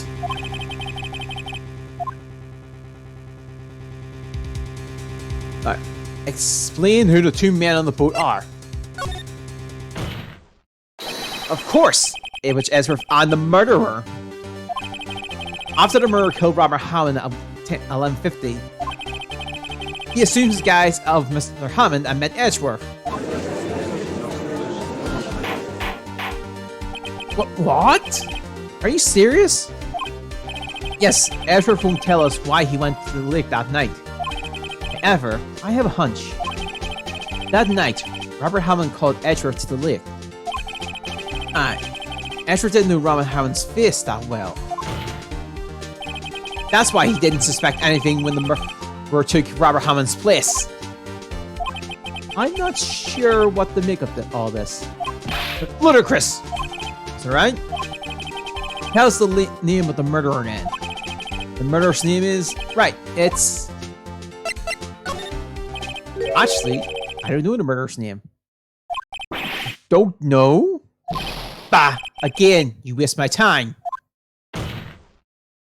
I don't know because the team never told us. The murderer is the caretaker of the boat shop, that old man. At 11:50, he was the one who killed Robert Hammond. The caretaker of the boat shop? Where did he do this? There weren't any boats in the lake then. Why would he have to go all the way out on the lake just to shoot someone? May I suggest that the real scene of the crime was not on a boat? What? What then? Where did the murder take place? Show the judge where the murder really took place. Take that! Here, of course, the boat shop, where he lives. That way, he can meet the victim before. Sorry, if anyone's seen. Do you have any proof that the boat shop was the scene of the crime? Recall Larry's testimony, if you will.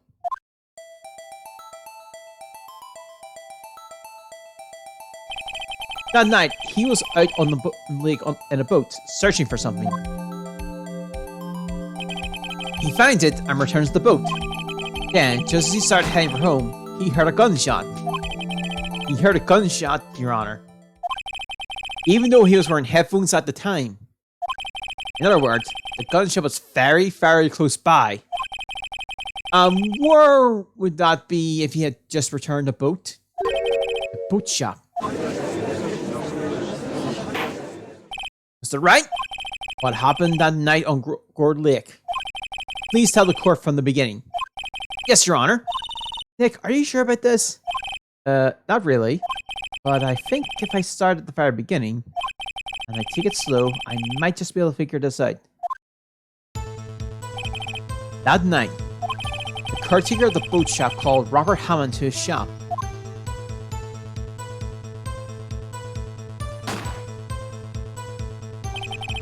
That was around 11:50. That was when the gunshot that Larry heard was fired. After that, the caretaker put on Robert Hammond's coat. He became Robert Hammond. Then he got in the boat with Ezra and went out into the middle of the lake. And who fired the pistol in the boat, Mr. Wright? Of course, it was the murderer who shot the pistol. He shot twice. Both missed Edgeworth on purpose. Wait a second. Yes? Why would he shoot twice if he didn't mean to hit anyone? Details? Know this, Mr. Wright. The moment you run out of explanation is the moment you lose. Tell us why the murderer had to... Tell us why the murderer had to fire twice. I believe he shot twice to create a witness, Your Honor. Create a witness? The murderer lifts his pistol and fires one shot. Ensure that anyone who heard the gunshot would take a look at the lake. Indeed, Mrs. Hart did exactly that after hearing the first gunshot. Next, the murderer waited a bit and he fires again. Then, the murderer jumps from the boat himself, leaving the pistol in the boat behind him. I see. To someone looking from the edge of the lake, it appeared that one of the men on the boat had shot the other. The murderer didn't know about the automatic camera, of course. That's why he shot twice, to draw attention to the boat. Once you realize that, everything else falls into place. The boat shop caretaker swam back to his shop. Then he puts Mr. Hammond's white coat back on the body and threw the body into the lake. This is what happened, Your Honor. These are the events that transpired that night on Gourd Lake.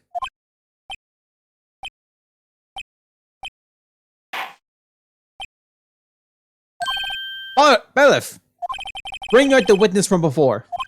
The boat shop caretaker, quickly!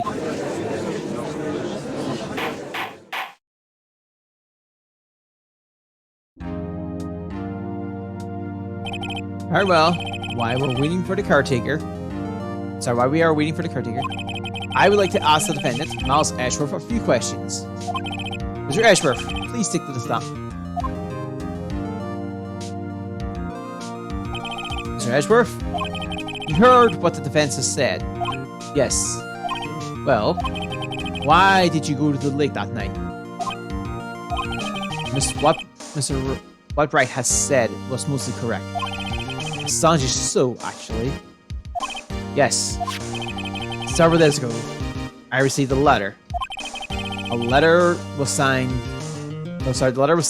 Robert Hammond. He asked me to come to the post shop by the lake at midnight on Christmas Eve. He said he has something very important to discuss with me. Something important? I'm sorry. I can't say what it was. Your Honor, sir! Bailiff! We are conducting a trial here. I ask that you remain quiet. The witness has disappeared! He isn't at the boat shop either! What?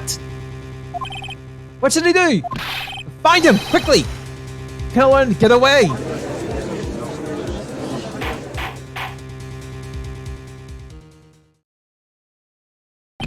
Mr. Von Karma, your witness has disappeared. A search warrant has already been issued. It goes by saying that I cannot declare authority under these circumstances. I will extend the trial until tomorrow, the final day allowed. I request that the police department utilize all its forces to find that witness. Am I understood? One more thing. Just who is that boat shop caretaker? I think his identity has become very important to this trial. I want him, and I want to know who he is. Very well. Court is adjourned.